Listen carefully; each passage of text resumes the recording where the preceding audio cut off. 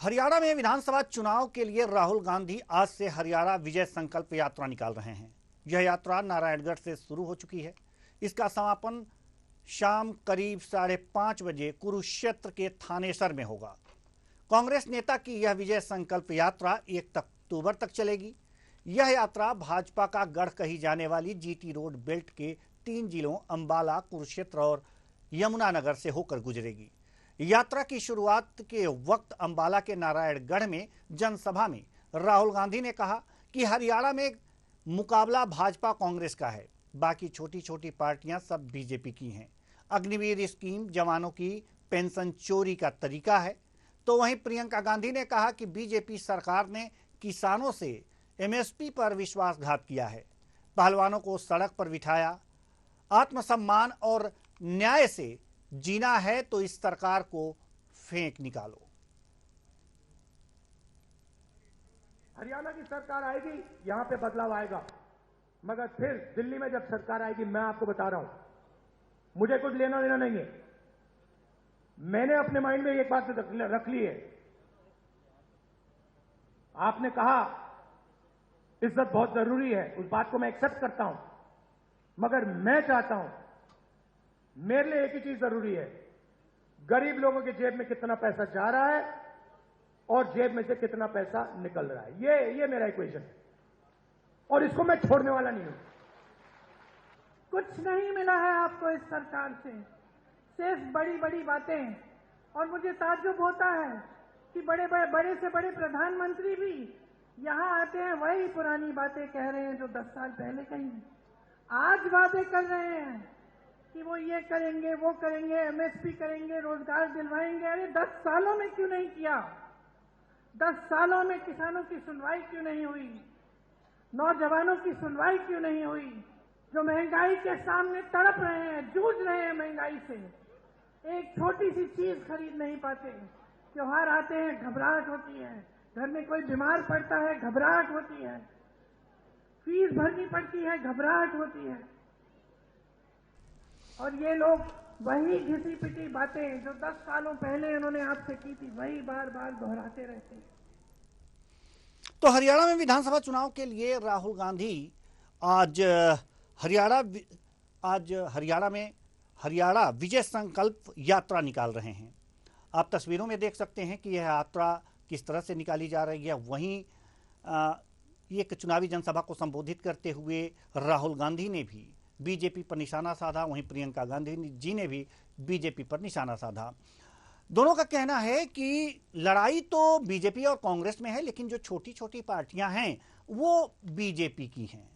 अब बीजेपी की हैं तो बीजेपी का कितना साथ दे रही हैं, ये देखने वाली बात होगी। तो क्या ये कांग्रेस के लिए एक तरह से कहा जा सकता है कि घाटे का सौदा है, या फिर ये भी कहा जा सकता है कि क्या बीजेपी के लिए ये मुनाफे का सौदा है? आखिर कांग्रेस इसको किस तरह से तोल रही है और क्यों छोटी छोटी पार्टियों को ये बता रही है कि वो बीजेपी के साथ हैं? क्या इसके पीछे का कारण है, ये हम जानेंगे। और आपको बताएं कि हरियाणा का जो चुनाव है, वास्तव में वो चुनाव बहुत मायने रखता है।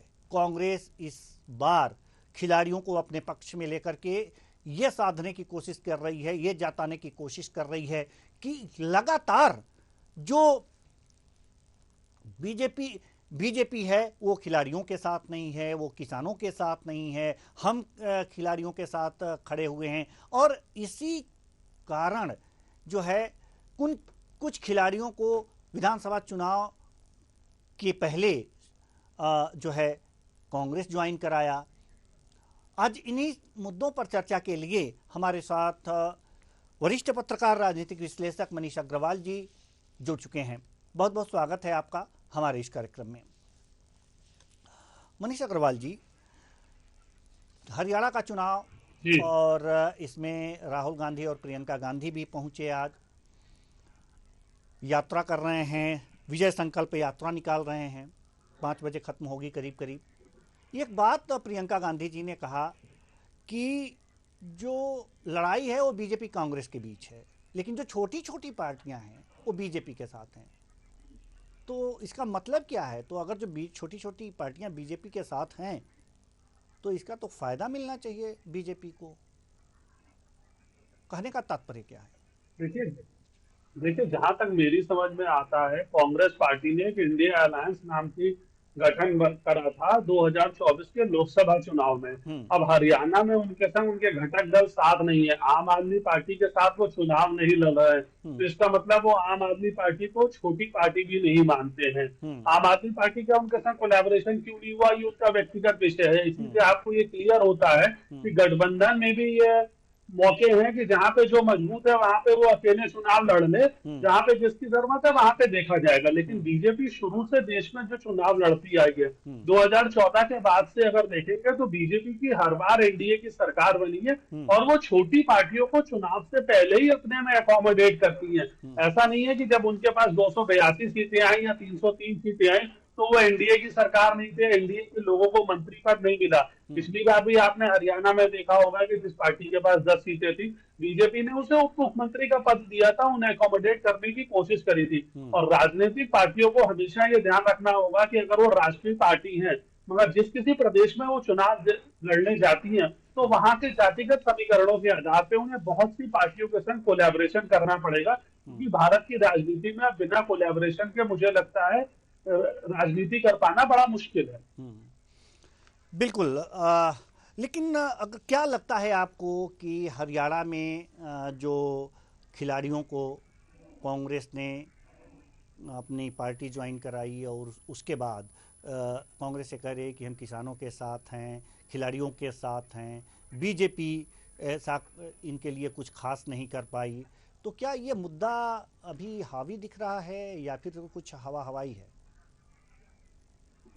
देखिए, जब हम खिलाड़ियों के मुद्दे पे जाते हैं तो हमें देखना पड़ेगा कि राष्ट्रीय पार्टियां चाहे बीजेपी हो चाहे कांग्रेस हो, इन पार्टियों के लिए सारे खिलाड़ी जो है देश के वो बराबर का सम्मान और बराबर का हक रखते हैं। अभी आपने देखा होगा ओलंपिक्स के बाद जब हरियाणा के खिलाड़ी लौटे, मनु भाकर जी को पहली बार इतिहास में 2 मेडल मिले हैं, लेकिन उनका वो राजनीतिक वेलकम नहीं हुआ। क्या हुड्डा जी और हरियाणा के खिलाड़ियों को एयरपोर्ट पे रिसीव करने गए और उन्हें वैसे ही लेके आए? इसका मतलब ये क्लियर था कि जिन खिलाड़ियों को उन्हें पार्टी में लेना था, समायोजित करना था, जिन्हें टिकट देना था, उनका रेस्पेक्ट सिर्फ उनके लिए है। जबकि खिलाड़ी जो भी खेल खेलता है वो देश के लिए खेलता है, वो किसी पार्टी के लिए नहीं खेलता, और सबका उसका बराबर से सम्मान करना चाहिए। तो मुझे लगता है खिलाड़ियों का राजनीतिकरण नहीं करना चाहिए। खिलाड़ी राजनीति में आते हैं, स्पोर्ट्स में वो कंट्रीब्यूट करना चाहते हैं और चीज में कंट्रीब्यूट करना चाहते हैं। उनकी विचारधारा भी जिस पार्टी के प्रति है वो उन्हें अपनी विचारधारा कायम रखनी चाहिए। लेकिन चूंकि राजनीतिक पार्टियां जब खिलाड़ियों में फर्क करने लगेंगी तो ये देश के खेल के लिए बेहतर चीज नहीं है। उनके लिए सारे खिलाड़ी एक समान होने चाहिए। भारत की सरकार में जो मेडल नहीं भी जीत के आए हैं, जो ओलंपिक में गए थे, वो भी उतनी ही प्रशंसा के पात्र है जितना जो मेडल जीत के आए हैं, क्योंकि जो आज नहीं जीता है वो कल जीतेगा और जो कभी नहीं जीतेगा वो और खिलाड़ियों को बनाने के लिए प्रेरित करेगा, उनको ट्रेनिंग देगा, उनको आगे लेके आएगा। तो खेल का राजनीतिकरण नहीं होना चाहिए। किसानों के मुद्दे पे अगर कांग्रेस वहां चुनाव लड़ रही है तो आपने देखा होगा कि किसानों का मुद्दा जो है यूपी और पंजाब में भी बहुत हावी रहता है।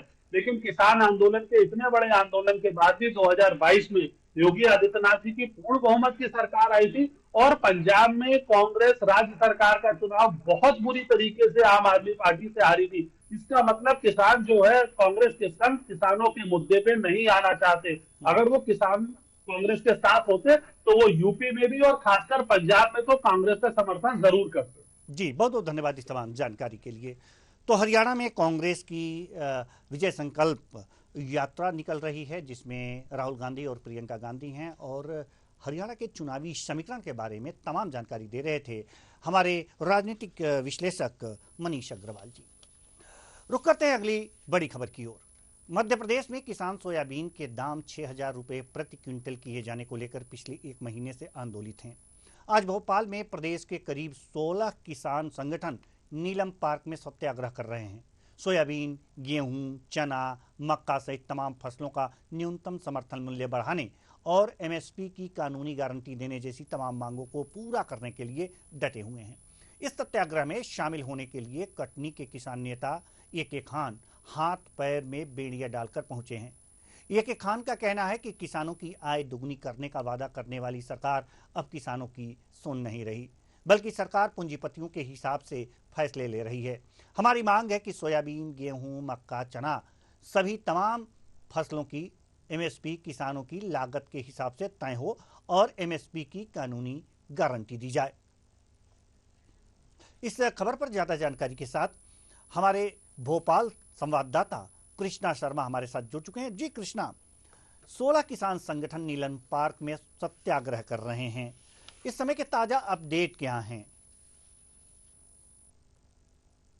बिल्कुल, देखिए ये पूरा जो आंदोलन है वो कहीं ना कहीं सोयाबीन की फसल को जो एमएसपी रेट है वो 6,000 रुपए करने को लेकर है।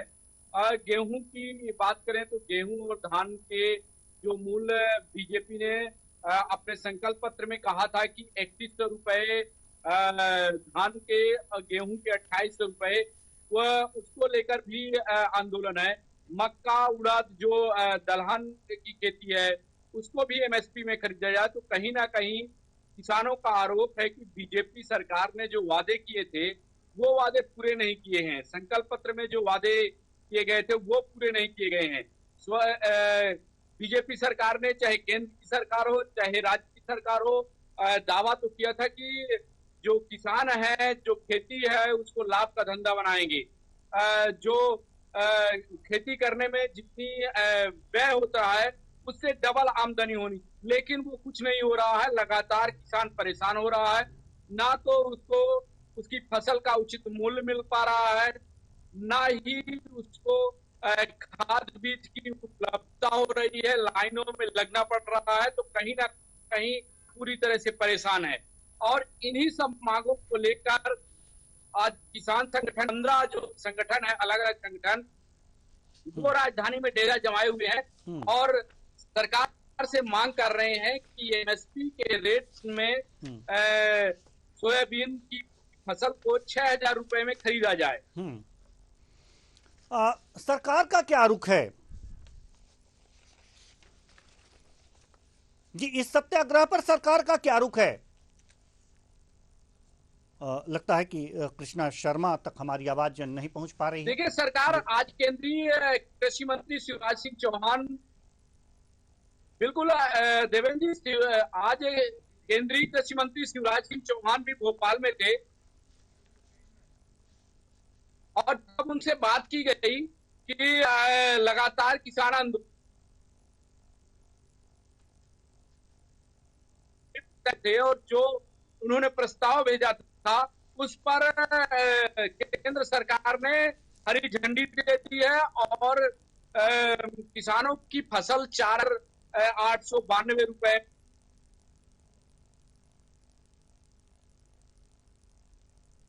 एक बात और कहा कि चाहे चावल हो या अन्य फसल हो, आज शुल्क कम कर दिया गया है, अब इसके दाम भी बेहतर मिलेंगे। तो निश्चित रूप से बीजेपी की सरकार किसान हितैषी है और किसानों को सोचकर ही एमएसपी रेट तय करती है। जी, बहुत बहुत धन्यवाद इस तमाम जानकारी के लिए कृष्णा शर्मा। तो कुल मिलाकर के किसान संगठन एमएसपी को बढ़ाने के लिए 6,000 रुपया करने के लिए मांग कर रहे हैं, सत्याग्रह कर रहे हैं। अब देखना होगा कि इनका सत्याग्रह कितना रंग लाता है। इस पर तमाम जानकारी दे रहे थे हमारे भोपाल संवाददाता कृष्णा शर्मा। रुक करते हैं अगली खबर का। उत्तर प्रदेश के मुख्यमंत्री योगी आदित्यनाथ ने हरियाणा के बवानी खेड़ा में जनसभा को संबोधित किया। इस दौरान कांग्रेस पर जमकर बरसे। उन्होंने कहा कि राम की संस्कृति में पला बढ़ा हर व्यक्ति राम संकल्प के साथ 500 साल तक लड़ता रहा। इसका परिणाम आज हमारे सामने है। प्रभु राम फिर से विराजमान हो गए। सीएम ने कहा कि 22 जनवरी को 500 सालों का इंतजार खत्म हुआ। अयोध्या में रामलला विराजमान हो गए। पूरी दुनिया अभिभूत है, लेकिन इस बदनसीब कांग्रेसियों को इससे भी नफरत है। यही अंतर है राम की संस्कृति में और रोम की संस्कृति में। सीएम योगी ने राहुल गांधी के राम मंदिर में नाच गाना वाले बयान पर पलटवार किया है। कहा कि ये लोग कहते हैं कि अयोध्या में नाच गाना हुआ, जिंदगी भर इनका खानदान यही करता रहा है। ये लोग भारत के बाहर जाकर देश को कोसते हैं और खुद को एक्सीडेंटल हिंदू बताते हैं। भाइयों, अयोध्या 500 वर्षों का इंतजार समाप्त हुआ। पूरा देश और पूरी दुनिया अभिभूत है, आनंदित है। रामलला का अयोध्या धाम में फिर से विराजमान होने पर, लेकिन इन बदनसीब कांग्रेसियों को इससे भी नफरत है। यही अंतर है राम की संस्कृति पर और रोम की संस्कृति पर। राम की संस्कृति में पला बड़ा हर व्यक्ति राम काज कीन्हे बिनु मोहि कहां विश्राम के संकल्प के साथ 500 वर्षों तक लड़ता रहा, अपने आप को बलिदान करता रहा। लेकिन प्रभु श्री राम की मर्यादा का पालन करते हुए आन मान और शान की रक्षा करने के लिए राम जन्मभूमि मंदिर के लिए निरंतर लड़ता रहा, कार्य करता रहा। बहनों और भाइयों, एक तरफ अयोध्या धाम में प्रभु राम का विराजमान होना, दूसरा रोम की संस्कृति में पले बढ़े वे लोग, वे बदनसीब जो दुर्भाग्य से अपने को एक्सीडेंटल हिंदू कहते हैं, वे कैसे इसको बर्दाश्त कर पाएंगे। वे कहते हैं कि अयोध्या में जब रामलला का मंदिर का उद्घाटन हो रहा था तो वहां पे नाच गाना चल रहा था। अरे जिंदगी भर तो यही तुम्हारा खानदान करता रहा। हिंदुओं का अपमान करना, भारत की सनातन संस्कृति को कोसना और भारत के बाहर जाकर के भारत की परंपरा और भारत के संवैधानिक संस्थाओं को कटघरे में खड़ा करके अपने कृत्यों पर और अपनी योग्यता पर स्वयं प्रश्न चिन्ह कांग्रेसी हमेशा लग। इस खबर पर ज्यादा जानकारी के साथ हमारे लखनऊ ब्यूरो हेड प्रशांत राव हमारे साथ जुड़ चुके हैं।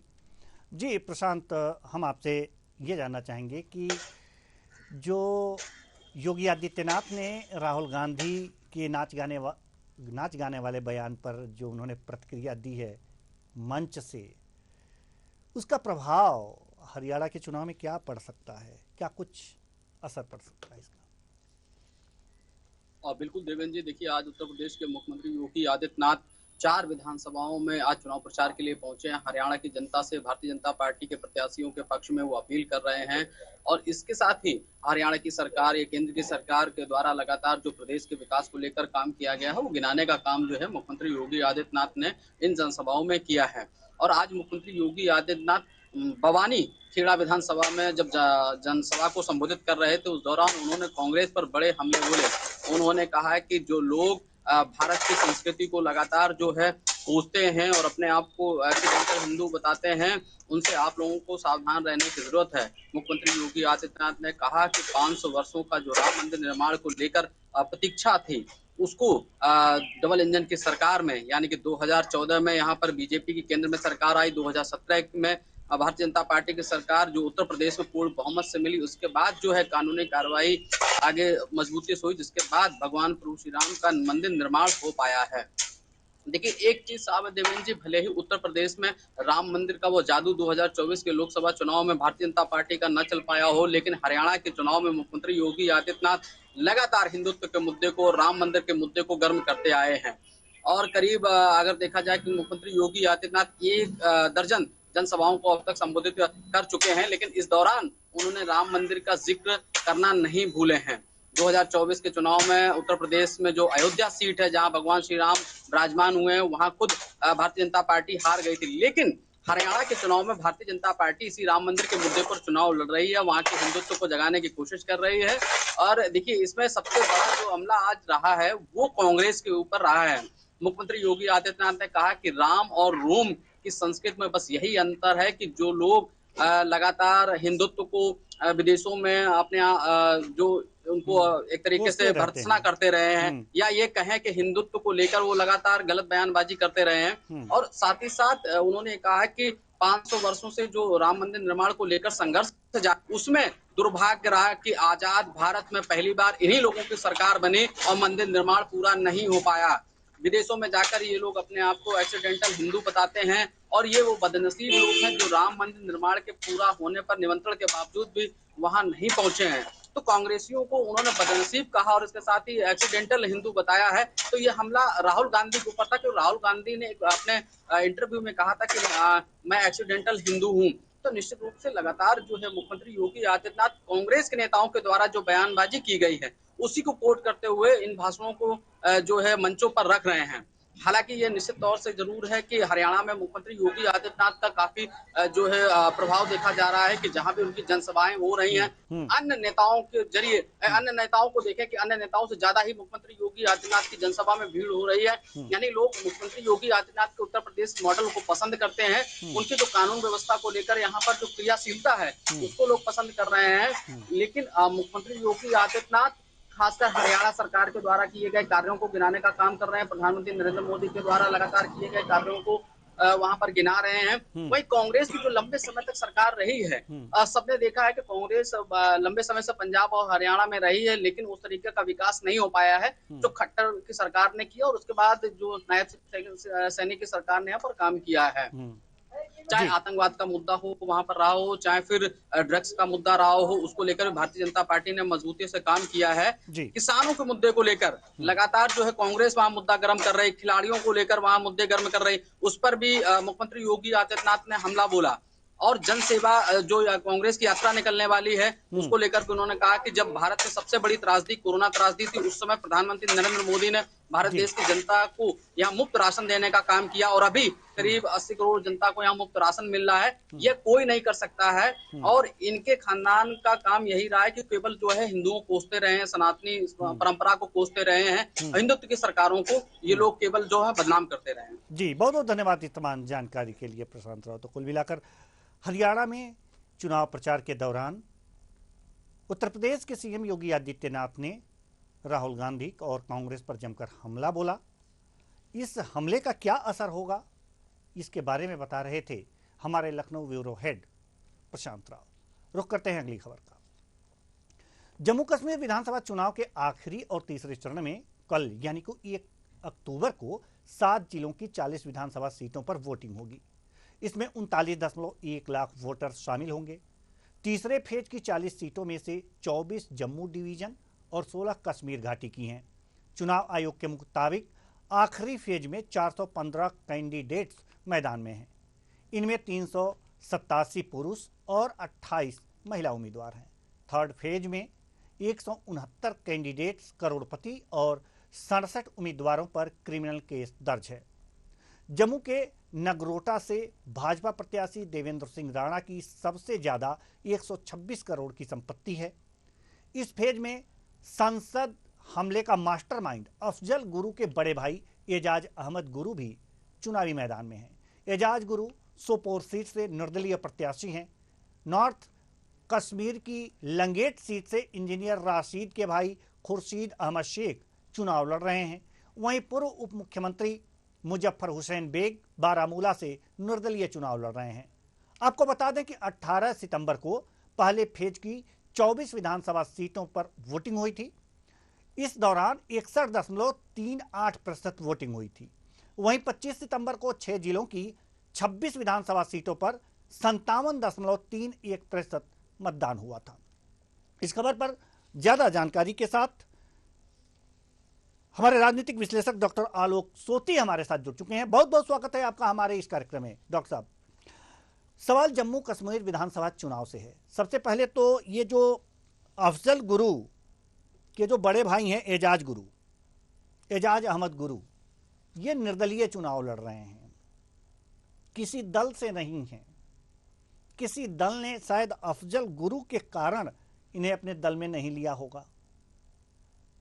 अब ये चुनाव लड़ रहे हैं, क्या होगा इनका भविष्य, क्या देख रहे हैं आप?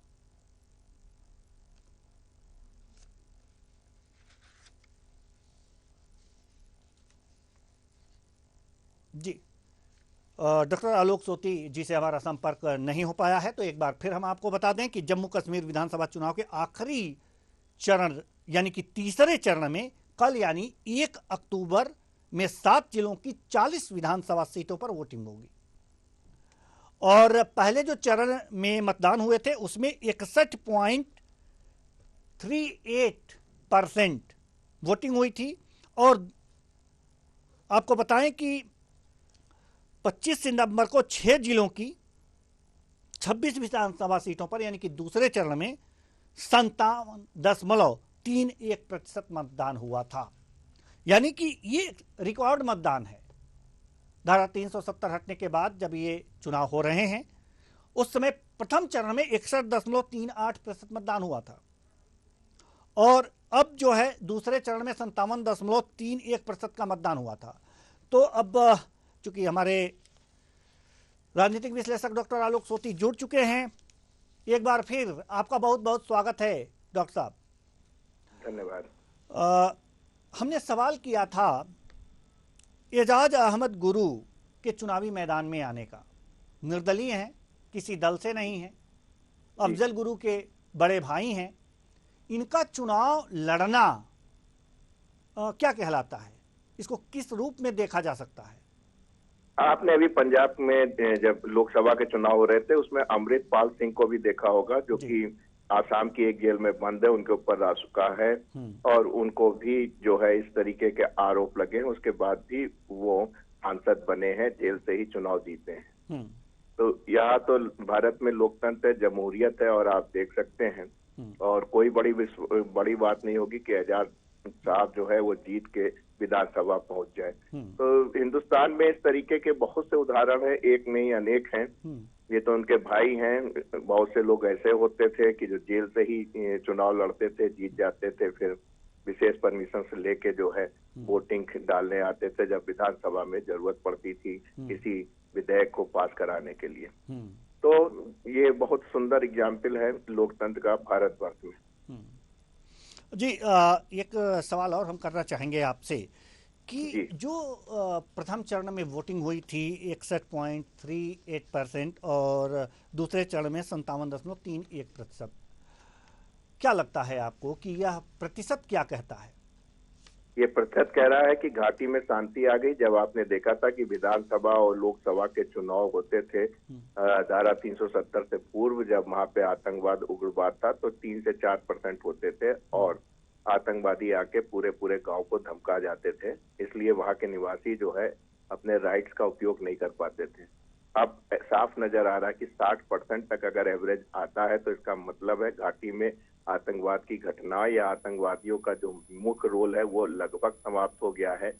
भय मुक्त होकर वहां के वोटर्स बाहर निकल रहे हैं और अपनी वोट की एक्सरसाइज कर रहे हैं, अपने अधिकारों का जो है वो पूर्णतया पालन कर रहे हैं और उनका अधिकार मिल रहा है उनको। तो आने वाले समय के लिए लगता है कश्मीर घाटी में भी आप देखेंगे कि बहुत एक सफल सरकार बनेगी। और आज जिस तरीके से देख रहे हैं कि भय मुक्त होके चुनाव हो रहे हैं, उससे लग रहा है कि घाटी में भी अब लोकतंत्र की एक बयार बहने वाली है। जी, बहुत बहुत धन्यवाद इस तमाम जानकारी के लिए डॉक्टर साहब। तो कुल मिलाकर के देखा जा सकता है कि अब घाटी में भी लोकतंत्र की बयार बहती दिख रही है। फिलहाल 4 बड़ी खबरों में आज के लिए बस इतना ही। मुझे दीजिए इजाजत। नमस्कार।